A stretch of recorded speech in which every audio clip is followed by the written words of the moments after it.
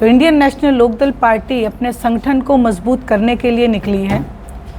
सबसे पहले अभय सिंह जी चौटाला ने जनरल के हमारे जिला अध्यक्ष नियुक्त किए, फिर महिलाओं के जिले की अध्यक्षा को नियुक्त किया गया। अब हम लोग हल्के के अध्यक्षा के लिए नाम लेने आए हैं। और क्योंकि ये प्रथा रही है इंडियन नेशनल लोकदल की हमेशा, चाहे वो टिकट वितरण हो, चाहे वो संगठन को बनाना हो, तो कार्यकर्ताओं की राय को सर्वोपरि रखा जाता है। इसी विषय में आज हमने महिलाओं की मीटिंग ली, जिसने जनसभा का रूप धारण किया। महंगाई और भ्रष्टाचार के मुद्दे पे तो कभी वोट मांगे ही नहीं बीजेपी ने। बीजेपी तो धर्म, जात पात, बिरादरी पे वोट मांगती है। महंगाई चरम सीमा पे है। पिछले 10 सालों में लोगों के मुंह का निवाला छूटता जा रहा है और जो बेरोजगारी है उसके चलते लोग, हमारे जो नौजवान युवा बच्चे हैं, मुल्क को छोड़ के दूसरे मुल्कों में जा रहे हैं और दूसरे मुल्कों वाले भी उनको निकाल दिया जाता है। कोई सुरक्षा नहीं है, इसलिए ये बहुत बड़ा एक चिंता का विषय है।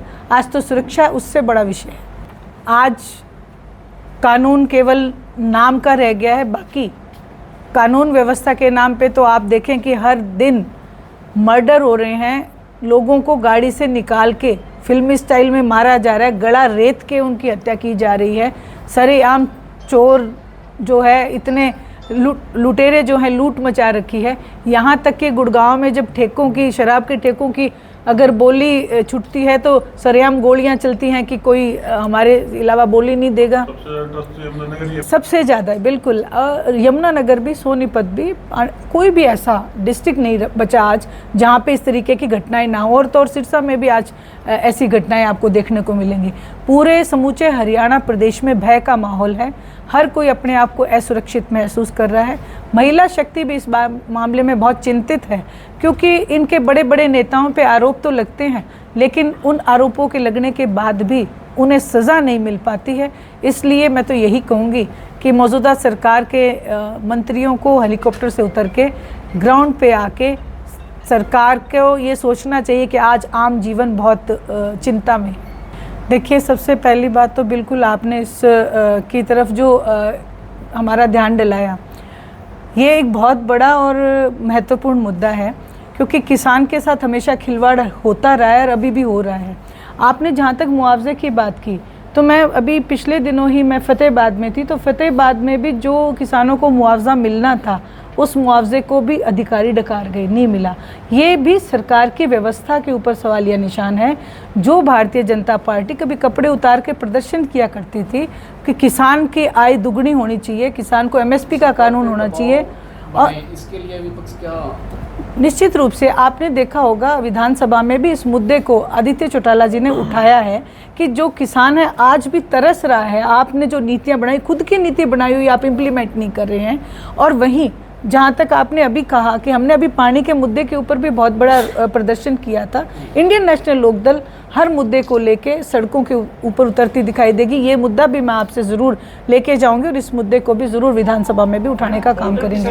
सबसे पहले तो मैं आपका पहले प्रश्न का उत्तर देती हूँ कि इस बार जो भारतीय जनता पार्टी सत्ता में आई, खुद भारतीय जनता पार्टी को इस बात का इल्म नहीं था कि वो सत्ता में आ रहे हैं। कांग्रेस पार्टी ने लोगों से धोखा किया और भारतीय जनता पार्टी की सरकार बनवाई।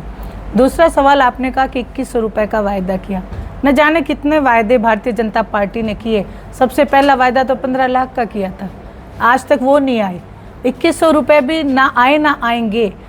और जहाँ तक इंडियन नेशनल लोकदल का सवाल है, इंडियन नेशनल लोकदल पार्टी के नेताओं ने जब भी किसी भी जनता के बीच किसी स्टेज से वायदा किया तो हर बार अपने वायदे को पूरा करने का काम किया है। चाहे वो जच्चा बच्चा की स्कीम हो, चाहे किसान को मुआवजा माफ़ करना हो, चाहे किसान को फ्री में ट्यूबवेल लगा के देने हो, चाहे आंगनवाड़ी की महिलाओं को सहयोग देना हो, चाहे बुढ़ापा पेंशन हो, न जाने कितनी। और मैं तो ये कहती हूँ कि पूरे हरियाणा प्रदेश में आज तक जितनी जन कल्याण की नीतियाँ हैं वो इंडियन नेशनल लोकदल की देन है।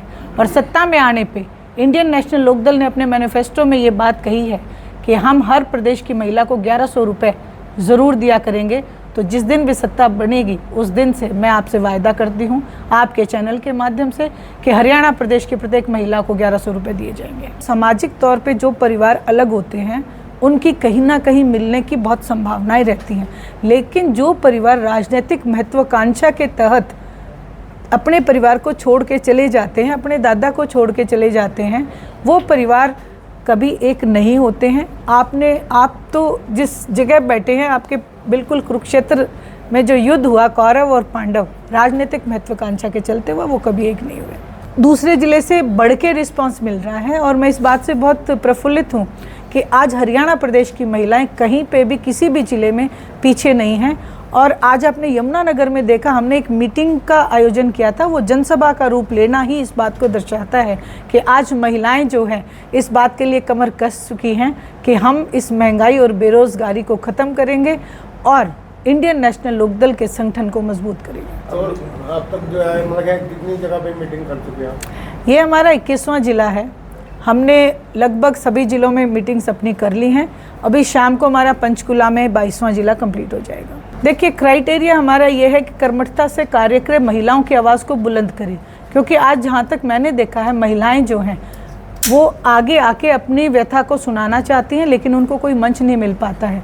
जब भी मैं गांव ग्रामीण अंचल में जाती हूँ, बहुत सारी मेरी माताएं बहनें, उसमें युवा भी हैं और बुज़ुर्ग भी हैं। कोई आपको दरी बनाती हुई दिखेगी, कोई पंखी बनाती दिखेगी, किसी कोई दुपट्टे की लेस बनाती हुई दिखेगी, लेकिन उनका ये जो हुनर है वो उनके घर तक ही सीमित रह जाता है। मेरा एक मोटिव है, इंडियन नेशनल लोकदल पार्टी चाहती है कि वो आगे के पटल पे आके अपने इस हुनर को, उनके इस हुनर को दुनिया देखे, ताकि उन्हें अपने ऊपर गर्व हो सके और महिलाओं में आत्मविश्वास पैदा हो सके। देखिए, विपक्ष का तो अभी मेन विपक्ष में तो कांग्रेस है, लेकिन मैं कांग्रेस पे नहीं जाऊंगी। इंडियन नेशनल लोकदल ने डिमांड की थी अवधि बढ़ाने की, तो वो अवधि बढ़ाई गई, लेकिन अवधि बढ़ाने के बाद भी पोर्टल पे इन्होंने फिर, ये बहुत बड़ा भ्रष्टाचार है। पोर्टल आप किसी भी स्ट्रीम में चले जाओ, पोर्टल आज चल ही नहीं रहे हैं। हर आदमी इस चीज़ के लिए मोहताज बना दिया गया है। मैं तो यही कहूँगी कि करने का कोई बहाना नहीं होता, ना करने के ये बहाने हैं। मतलब हमारे बच्चों को गुमराह करना, उनके ऊपर एक अत्याचार करना इन्होंने शुरू कर दिया है।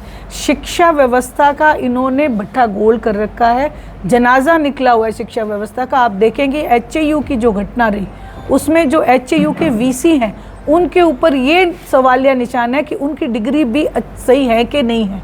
अब आप खुद सोचें, हमारे एजुकेशन मिनिस्टर पूरी मीडिया के सामने धड़ल्ले से कहते हैं कि मुझे तो अंग्रेजी बोलनी नहीं आती। तो आप खुद सोचें कि ये सरकार हमें किस दिशा में लेके जा रही है। आज मैंने तो मंच के माध्यम से ये एक अनुरोध किया है कि 5 किलो अनाज फ्री में देने की बजाय हमारे हरियाणा प्रदेश के बच्चों को शिक्षा फ्री दी जानी चाहिए। तो आदरणीय ओम प्रकाश जी चौटाला एक जन नेता थे, उनकी फ़ोटो बीजेपी वाले भी लगा सकते हैं, लेकिन बात यह है कि फ़ोटो लगाने के पीछे मंशा क्या है, उसको क्लियर करना बहुत ज़रूरी है। क्योंकि जो पार्टी कुछ दिन पहले मनोहर लाल जी की फ़ोटो लगाया करती थी, दादा गौतम को दादा बताया करती थी, आज एकाएक आदरणीय ओम प्रकाश जी चौटाला की फ़ोटो लगाने के ऊपर आतुर है। तो इसके पीछे की मंशा जानना बहुत ज़रूरी है। उस मंशा के ऊपर अभय सिंह जी चौटाला ने सवाल उठाया था। आदरणीय ओम प्रकाश जी चौटाला तो पूरे देश के एक बहुत बड़े किसान नेता बन के रहे, तो उनकी फ़ोटो कोई भी लगा सकता है। वो आदरणीय हैं, वो चाहे कुछ भी कहें, लेकिन आज सच्चाई ये है, हरियाणा प्रदेश की जनता ने एक ही आवाज़ में कहना शुरू कर दिया है कि अगर कोई नेता है जो अपनी ज़ुबान का धनी है और जो हरियाणा प्रदेश के लोगों की आवाज़ को बुलंद कर सकता है, तो वो अभय सिंह जी चौटाला हैं। और विधानसभा में जो 2 विधायक हमारे हैं, आज आप देखेंगे कि जनता की आवाज़ को केवल वही उठा रहे हैं। स्वयं हरियाणा प्रदेश के मुख्यमंत्री ने ये बात कही कि अगर कोई विपक्ष की भूमिका आज निभा रहा है तो वो इंडियन नेशनल लोकदल है। तो हमें ऐसे लोगों के चक्कर में नहीं पड़ना है, बस ये देखना है कि कौन हमारा सही प्रतिनिधि है, कौन हमारा प्रतिनिधित्व करने लायक है। क्योंकि हम कोई इतना भी गैर गुजरे